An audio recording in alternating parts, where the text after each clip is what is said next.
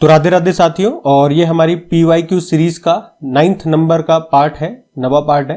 तो चलिए स्टार्ट करते हैं आज की क्लास। और अगर आप में से कोई पहली बार इस वीडियो को देख रहे हैं, जो रेगुलर स्टूडेंट्स हैं उनको तो पता है इसमें हम क्या करते हैं। अगर कोई पहली बार देख रहे हैं तो उनको नहीं पता होगा, तो उनको बताना जरूरी है। थोड़ा सा बता दूं मैं उनको कि आपके एग्जाम में जो स्टैटिक प्रश्न आते हैं वो स्टैटिक प्रश्न में आपको कराऊंगा। लेकिन किस तरह के स्टैटिक प्रश्न, जो डेली में हम करंट अफेयर्स की क्लास पढ़ते हैं, तो उस करंट अफेयर्स की क्लास से जो जो स्टैटिक प्रश्न बन सकते हैं, उसमें भी वो वाले स्टैटिक प्रश्न जो किसी न किसी एग्जाम में आपके पूछे गए हैं, यहाँ पे आप देख सकते हैं जो किसी न किसी एग्जाम में पूछे गए हैं, वो वाले स्टैटिक प्रश्न मैं आपको करवा रहा हूं, जिसका सीधा सीधा लिंक है हमारे करंट अफेयर्स से। अब आपको समझ में आ गया होगा कि इसमें किस तरह के प्रश्न आपको मिलेंगे।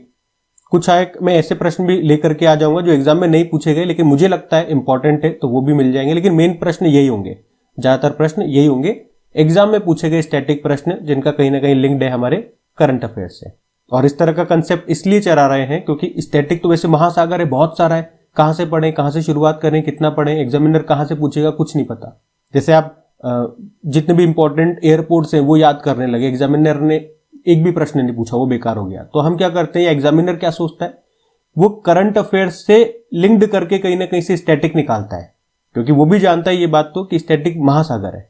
तो वो करंट अफेयर से लिंक्ड करते हुए स्टैटिक आपसे पूछ लेगा, जिससे वो आपकी दोनों चीजें चेक कर लेगा कि आपने करंट अफेयर्स को कितना ध्यान से पढ़ा है और उससे बनने वाले सारे प्रश्न क्या आप कर पा रहे हो, नहीं कर पा रहे हो। नहीं कर पा रहे हो मतलब आपने करंट अफेयर्स ध्यान से नहीं पढ़ा। तो उसी कंसेप्ट को लेकर के हम चल रहे हैं इस क्लास में। मेरे ख्याल से सबको समझ में आ गया होगा। अब हम स्टार्ट करते हैं। अब देखो, ये प्रश्न RRB NTPC में पूछा गया था 2022 में कि सेंटोस पोर्ट, जिसे दुनिया के कॉफी पोर्ट के रूप में भी जाना जाता है, ये कहां पर है, ये आपको बताना है। हर क्वेश्चन में 2-4 सेकंड का वक्त मैं आपको देता हूं, कोशिश करो आंसर लगाने की।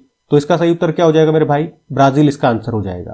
देखो याद रखना, पूरे विश्व में कॉफी का सबसे ज्यादा उत्पादक देश अगर पूछेंगे तो ब्राजील आंसर होगा, और भारत में अगर पूछेंगे सबसे बड़ा उत्पादक राज्य तो फिर कर्नाटक आंसर कर देना। ये 2-4 पॉइंट मैंने और लिख रखे हैं, एक बार रीड कर दे। कॉफी की मातृभूमि इथोपियाई हाईलैंड जो अफ्रीका में है उसे कहा जाता है। भारत में कॉफी का सबसे पहला पौधा कर्नाटक के बाबा बुदान पहाड़ियों में लगाया गया था, ये पॉइंट भी याद रखना। और भारत में रोपित 3 प्रकार की कॉफी आपको मिलेगी मोस्टली, कॉफी रोबस्टा, अरेबिका और लाइबेरिया। और ये जो अरेबिका है ना, इसमें भी एक पॉइंट आप अलग से ध्यान रखना कि इसे कॉफी की पहली प्रजाति के रूप में माना जाता है, और इसी को शुरुआत में यमन से भारत लाया गया था। इस तरह का प्रश्न एग्जाम में आया है, मैं आपको आगे बताऊंगा। और कर्नाटक मैंने आपको बता ही दिया, ठीक है। अगला देखते हैं प्रश्न। अगला देखो, यही प्रश्न है, कॉफी पोर्ट के नाम से किसे जाना जाता है। उसी तरह का प्रश्न है, ये SSB एग्जाम में पूछा गया, वो RRB NTPC में पूछा गया था। तो सही उत्तर अब आप लगा ही दोगे, सेंटोस बंदरगाह को, जो आपको मिलेगा ब्राजील में। पीछे वाले क्वेश्चन में सेंटोस बंदरगाह कहां पर है ये पूछ लिया था, ठीक है। इस बार ये पूछ लिया कॉफी पोर्ट किसे कहा जाता है। यहाँ पे जो भी स्टैटिक प्रश्न में लेकर के आऊंगा ना, ऐसा नहीं होगा प्रश्न और आंसर बताया और आगे बढ़ गए।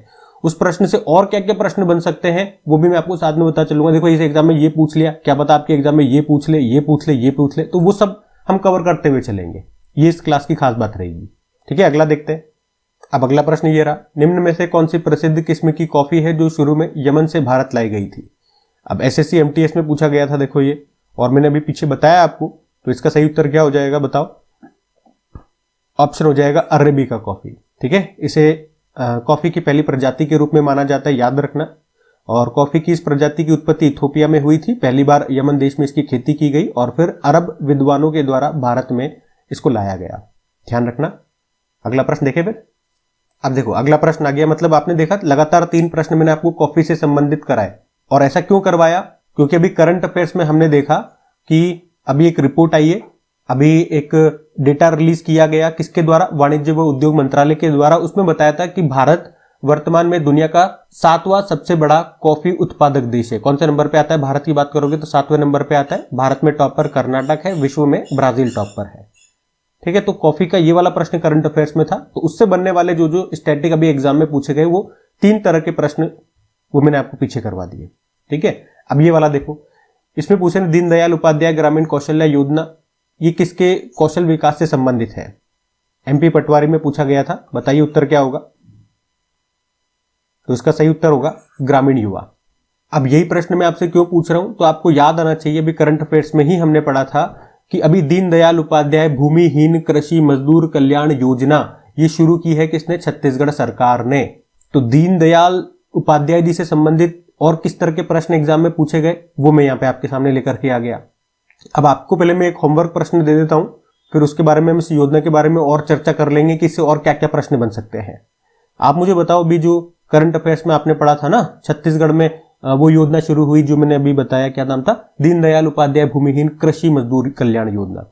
उसमें भूमिहीन किसानों को हर साल या सालाना कितने रुपए देगी छत्तीसगढ़ सरकार, ये आपको बताना है। अब मैं यहाँ पे ये भी करूंगा, जैसे मैं आपको हर क्वेश्चन में बताने की कोशिश कर रहा हूं कि यही प्रश्न में क्यों लाया, क्योंकि ये प्रश्न करंट अफेयर्स में हमने वहां पढ़ा था, वो पढ़ा था, तो आपका करंट अफेयर्स का भी लिंक्ड हो रहा है, रिवाइज हो रहा है। अब मैं बीच बीच में आपसे होमवर्क प्रश्न भी पूछ लूंगा कि भाई अभी करंट अफेयर्स में ये पढ़ा था ना, इसके बारे में बताओ, तो आपका वो भी रिवाइज होता चलेगा।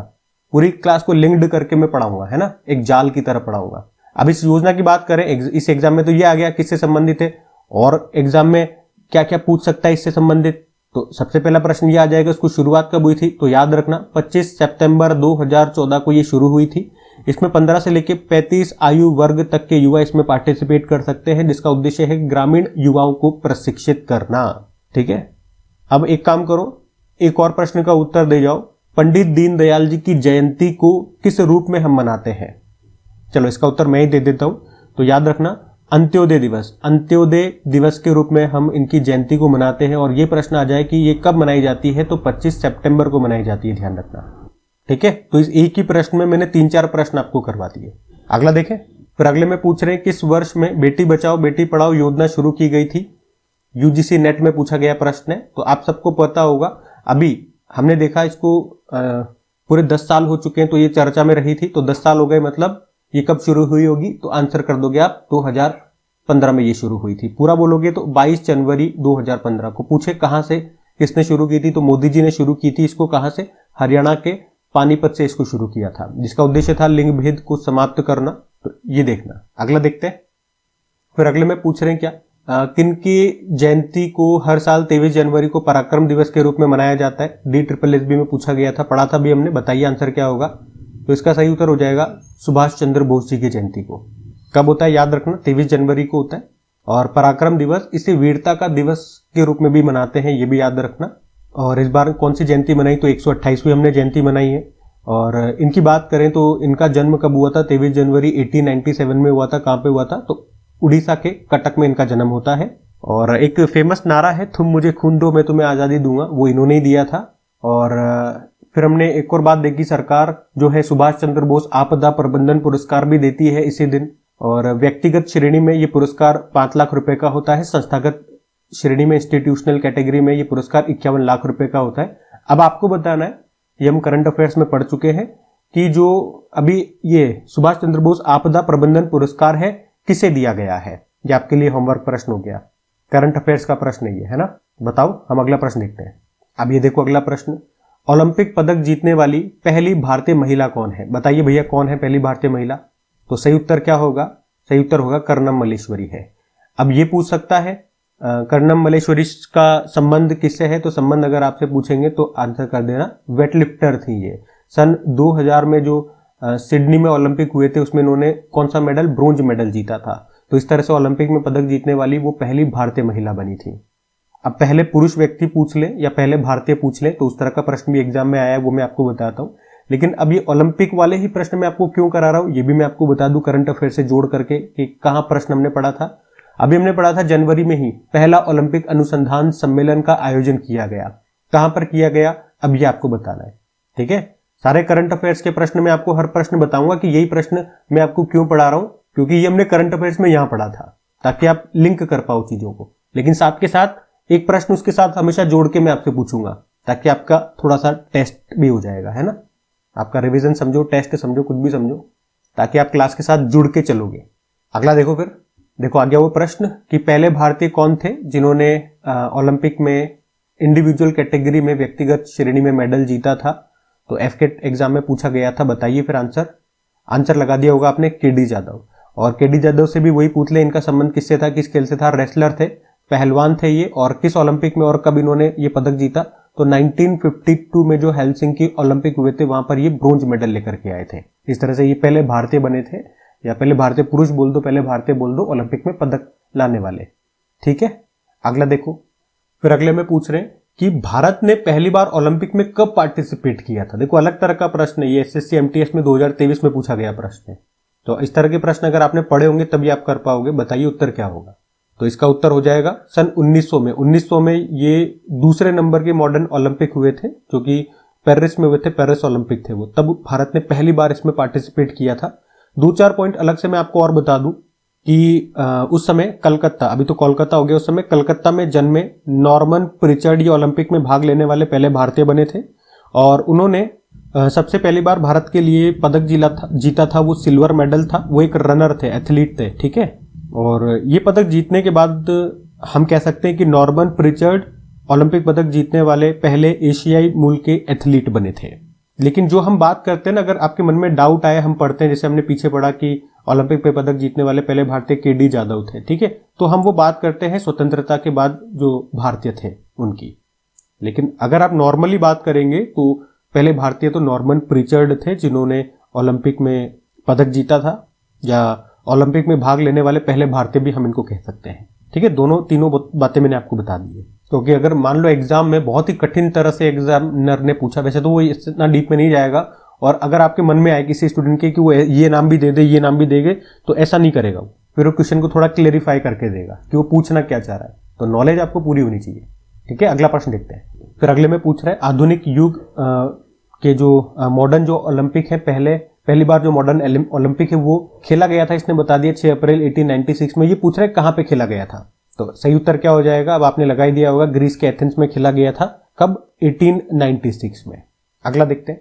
और अगले में पूछ रहा है जो पहले मॉडर्न ओलंपिक है वो कब खेले गए थे, ठीक है। अभी पीछे पूछा कहां पे खेले गए थे, अब इसने पूछ लिया। देखो एग्जाम अलग अलग है, प्रश्न सेम है, एक में कुछ और पूछ लिया, एक में कुछ और पूछ लिया। इसीलिए मैं जो भी प्रश्न आपको यहाँ पे करा रहा हूं सिर्फ वही करा के नहीं छोड़ रहा हूं।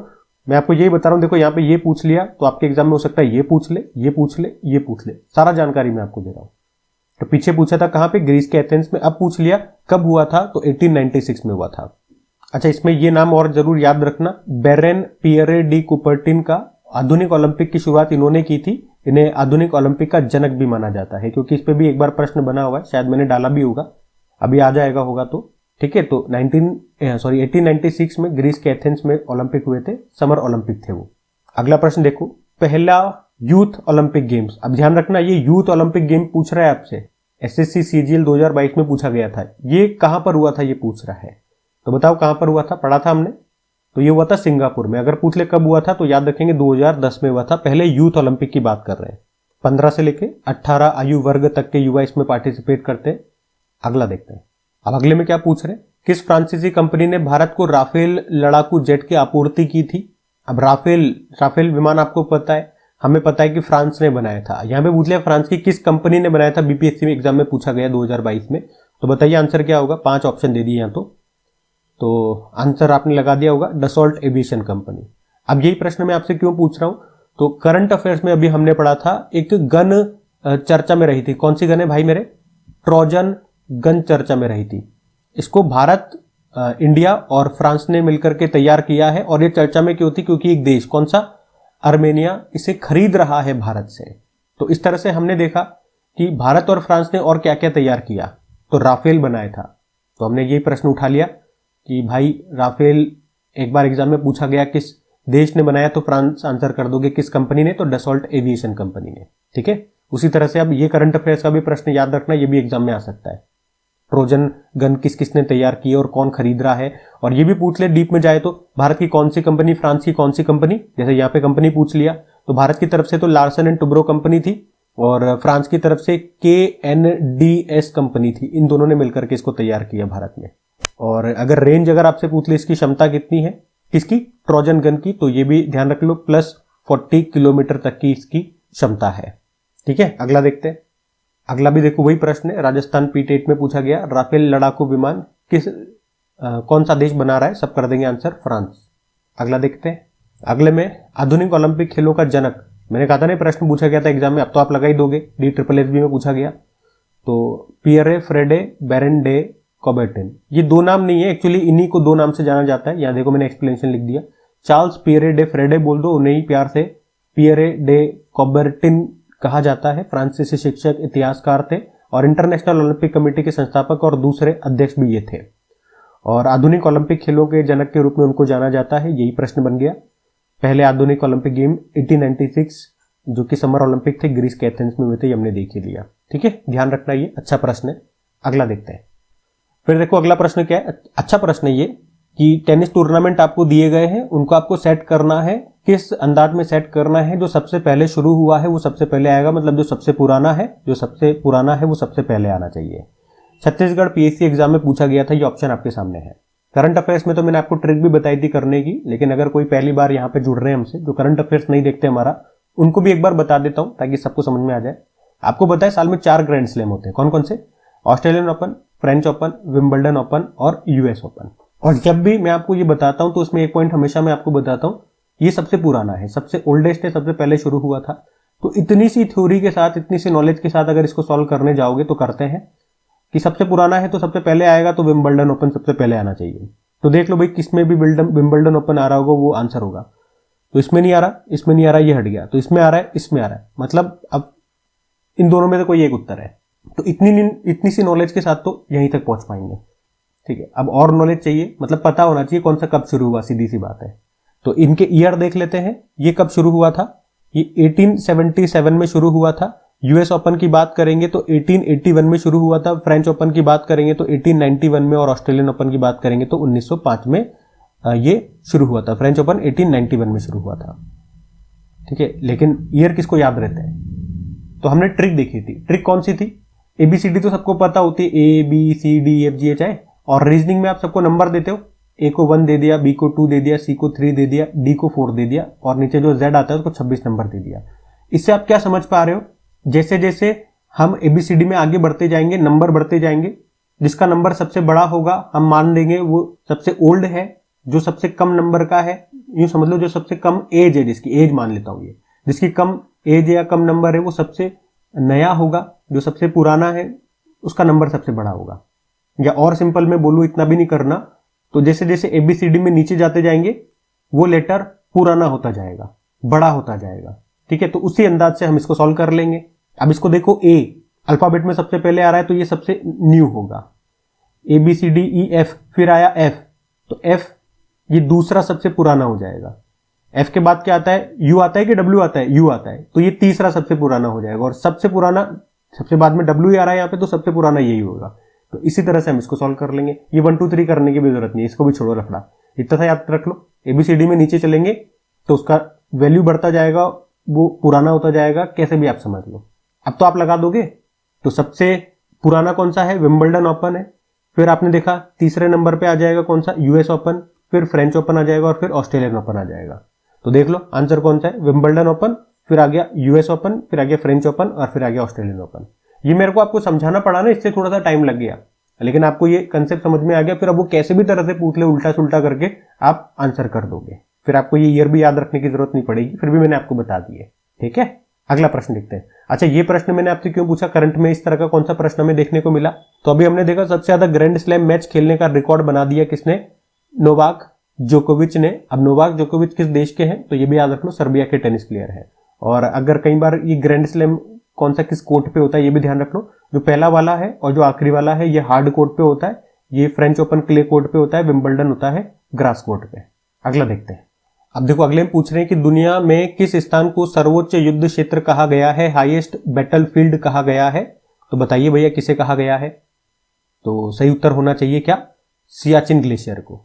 ठीक है, और ये हम क्यों पढ़ रहे हैं प्रश्न? तो करंट अफेयर्स में पढ़ा था आपने कि अब भाई हमारे जो रक्षा मंत्री राजनाथ सिंह है, उन्होंने युद्ध क्षेत्र जो भी यहाँ पे युद्ध हुए हैं हमारे, तो उस युद्ध क्षेत्रों को पर्यटन के रूप में बढ़ावा देने के लिए अभी एक एप्लीकेशन लॉन्च किया था। अब ये एप्लीकेशन का नाम मैं आपसे पूछ लूं क्या? चलो मैं बता देता हूं अभी। तो भारत रणभूमि दर्शन एप्लीकेशन को लॉन्च किया था। उद्देश्य क्या था? जो रणभूमियां हैं उनको पर्यटन के रूप में विकसित करना या बढ़ावा देना। तो उसी से संबंधित ये एक युद्ध क्षेत्र मैंने आपसे पूछ लिया, जो कि दुनिया में सबसे ऊंचा युद्ध क्षेत्र है, सियाचिन ग्लेशियर, याद रखना। अगला देखते हैं। अच्छा, अगला नहीं है, यहीं तक थे हमारे पास प्रश्न। तो कमेंट करके जरूर बताइएगा ये सीरीज आपको कैसी लग रही है, कंसेप्ट आपको इस सीरीज का समझ में आ गया, पसंद आया? तो प्लीज वीडियोस को सपोर्ट जरूर कीजिएगा, अपने दोस्तों के साथ में स्टडी ग्रुप में एक बार इसे शेयर जरूर कीजिएगा। अगर आप इसे सपोर्ट करते हो, उसमें व्यूज बढ़ते हैं तो इसे कंटिन्यू रखने में मुझे भी मजा आएगा। मैं भी चाहूंगा कि ये हमेशा चलती रहे, कम से कम आपके एग्जाम तक, जब तक आप एग्जाम को क्रैक नहीं कर ले, जब तक आप एग्जाम को क्रैक नहीं कर लेते क्रैक एग्जाम के साथ, तब तक ये सीरीज चलती रहे। और आप देखोगे जितने भी हम क्वेश्चन पढ़ रहे हैं, चाहे वो 15 लेकर के आ रहा हूँ, 17 लेकर के आ रहा हूँ, 20 लेकर के आ रहा हूँ, तो हो सकता है ये आपको कम क्वेश्चन लग रहे हो। बहुत सारे स्टूडेंट के मैसेज आते हैं कि क्वेश्चन नंबर बढ़ाओ, तो मैं उनको एक ही बात बोलता हूँ, क्वेश्चन नंबर बढ़ाने तो आप बहुत से वीडियोस पढ़े हुए यूट्यूब पे जो हजारों क्वेश्चन करा रहे हैं, उनके वीडियो जाकर के देख लो। वो रैंडमली कुछ भी करा रहे हैं, मैं रैंडमली नहीं करा रहा हूं, मैं कंसेप्ट से चल रहा हूं। कम खाओ, क्वालिटी वाला खाओ। एक तो इतना सारा आप भर के जा रहे हो दिमाग में, कुछ भी भर लिया है, अब एग्जाम में उसमें से 1-2 प्रश्न, 2-3 प्रश्न आ गए तो क्या फायदा। हम कम करा रहे हैं लेकिन कंसेप्ट से चल रहे हैं कि इसमें से आपके आराम से मैक्सिमम 60-70% क्वेश्चन बैठ जाएंगे। तो ये वाला बढ़िया कंसेप्ट है कि ये वाला, यहाँ 100 पढ़ के जा रहे हो और आ 20 ही रहे हैं, यहाँ 20 पढ़ के जा रहे हो और जिसमें से 17-18 प्रश्न आ गए, तो कौन सा वाला बेहतर है। तो उस कंसेप्ट से चल रहे हैं। कंसेप्ट मैंने आपको बता ही दिया है, तो प्लीज रिक्वेस्ट है आप लोगों से, दोस्तों के साथ में शेयर जरूर करा करें। अब आजकल क्या होता है, यूट्यूब में इतने लिंक आते हैं ना, कोई देखता नहीं है। तो एक बार अपने दोस्तों को ग्रुप में आप एक बार पर्सनली बता दो कि इसमें हम ये करते हैं, ये करते हैं, तो शायद उस बहाने वो एक बार देखें। लिंक शेयर करने से आजकल कोई देखते नहीं है कि हाँ आते रहते हैं लिंक। तो ये आपका असली सपोर्ट होगा इस वीडियोस के लिए, इस चैनल के लिए, मेरे लिए। बाकी लाइक नहीं किया तो लाइक जरूर कीजिएगा। आज के लिए इतना ही रखते हैं। राधे राधे।